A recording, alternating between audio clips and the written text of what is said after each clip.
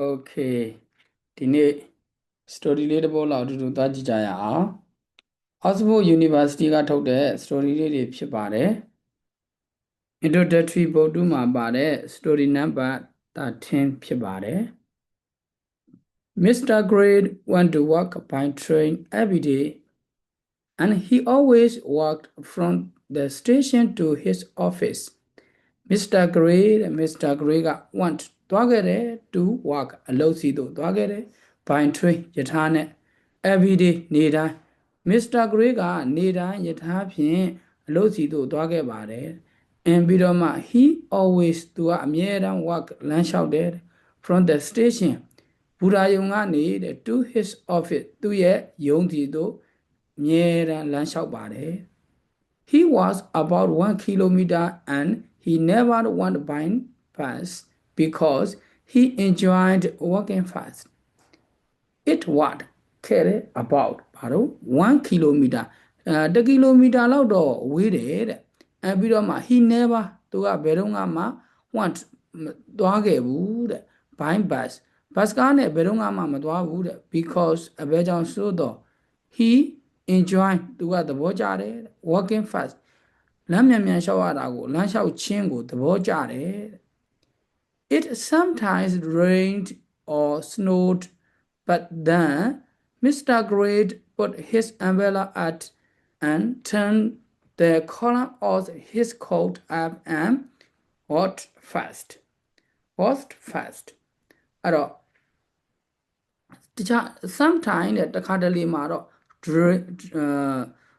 rain တဲ့မိုးရွာတယ်တဲ့ and ပြီးတော့မှ snowed နှင်းကြတယ်တဲ့တခါတလေ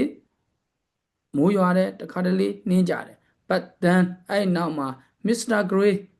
Gray က put his umbrella at သူထီကိုဖွင့်တယ်အဲ့ပြီးတော့မှ turn the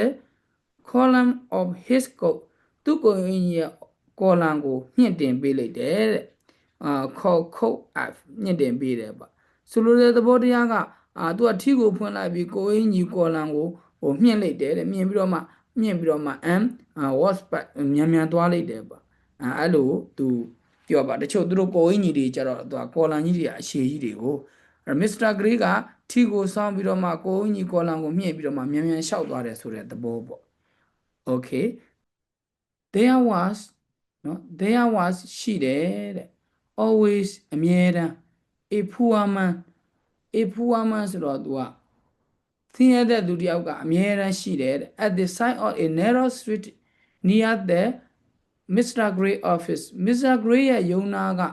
လမ်းချင်းလေးရဲ့တစ်ဖက်ဆိုင်မှာဆင်းရဲတဲ့လူကြီးတယောက်ကအမြဲတမ်းရှိတယ်တဲ့ he had one lad and he sold machine in the street he had ရှိတယ် one lad အိတ်တလုံးရှိတယ် and ပြီးတော့မှ he sold သူကရောင်းတယ်တဲ့ machine မြစ်ချစ်တွေကိုရောင်းတယ် in the street လမ်းထဲမှာရောင်းတယ်တဲ့ A bulk of them cost 20 pence Mr. Gray always smiled at the poor woman and said good morning A bulk of them အဲ့ဒီ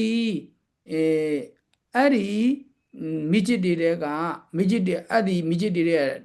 တစ်လုံးကိုတဲ့တစ်လုံးမြစ်ချစ်တစ်လုံးကပေါ့နော် cost ကြတယ်တဲ့20 pence ပြား20ကြတယ် Mrs. Grace always smiled Mrs. Gray ကအမြဲတမ်းပြုံးပြတယ်တဲ့ at the poor man အဲ့ဆင်းရဲတဲ့လူကြီးကိုယုံသွားယုံလာမှာအမြဲတမ်းပြုံးပြတယ်တဲ့ and ပြီးတော့မှ set ပြောတယ်တဲ့ good morning မင်္ဂလာပါမင်္ဂလာနံနက်ခင်းပါလို့ပြောတယ်ပေါ့အမြဲတမ်း then he gave him 20 pence and did not take any of his medicines because he did not smoke then အဲ့ဒီနောက်မှာ he gave သူကပေးခဲ့တယ် him သူ့ကို 20 pence ပြား20ပေးခဲ့တယ်တဲ့ and ပြီးတော့မှ did not take ဘာမှမယူဘူးတဲ့ any of his medicine သူမိချစ်တစ်လုံးမှကိုမယူပါဘူးတဲ့ because အဘယ်ကြောင့်ဆိုတော့ he did not smoke သူက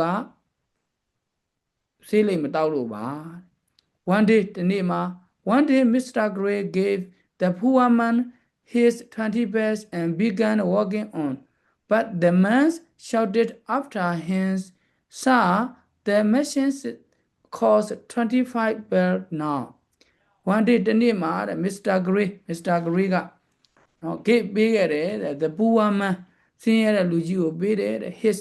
20 pairs သူ့ရဲ့ပြား20ကိုပေးတယ်ပြီးတော့မှ began စတင်တယ် working on လမ်းလျှောက်ခြင်းကိုစတင်တယ်တဲ့ but ဒါပေမဲ့ the man အဲ့ဒီဆင်းရဲတဲ့လူကြီးက shouted အော်ခဲ့တယ် after him သူ့ကိုအော်ခဲ့တာပေါ့စားတယ်ဟာဆရာကြီးတဲ့ the machines တဲ့ဒီမြစ်ချစ်တွေကတဲ့ cost မြစ်ချစ်ရဲ့ဈေးကပေါ့25 bell တဲ့ပြား25ပြားဖြစ်သွားပြီတဲ့ now ယခုတဲ့25ပြားယခုဖြစ်သွားပြီတဲ့သူကဆိုလိုတဲ့သဘောတရားကအခုခေတ်မြန်မာလူတွေဖြစ်နေတဲ့ပုံစံလိုပေါ့ဘာလို့စေနာထားပြီးတော့မှလှုပ်ပေးတယ်တယောက်တယောက်ကိုကူညီပေးတယ်စောင့်ရှောက်ပေးတယ်ပြုစုပေးတယ်စေနာနဲ့ပြုစုပေးတယ်အဲ့လိုစေတနာကနေကြားလာတဲ့အခါမှာသူကဘာဖြစ်လဲဆိုတာဝန်ကြီးဖြစ်လာအဲ့တာဝန်ကြီးဖြစ်လာတဲ့အခါမှာသူကတခါတလေပြက်ကွက်မှုလေးတွေရှိသွားလို့တခါတလေအလုရှုံမှုတွေရှိသွားလို့ဒီစေတနာတွေကပြက်သွားတယ်ဆိုရင်သူအဲ့တာဝန်ပြက်ပြီးတော့မှသူကဘယ်လိုတော့တာဝန်ကြီးတစ်ခုပြက်သွားပြီးတော့မှမကောင်းပြောခံရတာတွေရှိတာပေါ့အဲ့ဒီလိုပဲဒီ story လေးကလည်းပဲသူပထမတော့သူစေတနာနဲ့ပေးတယ်20 best ပေးတယ်20 best ပြား20ပေးတယ်နောက်ပိုင်းသူကဈေးတက်သွားတော့သူက25ပြားထပ်လိုချင်တာသူဟိုကစေတနာနဲ့ပေးတယ်လို့သူမထင်ရဘူးအဲ့လိုပုံစံမျိုးပေါ့နော်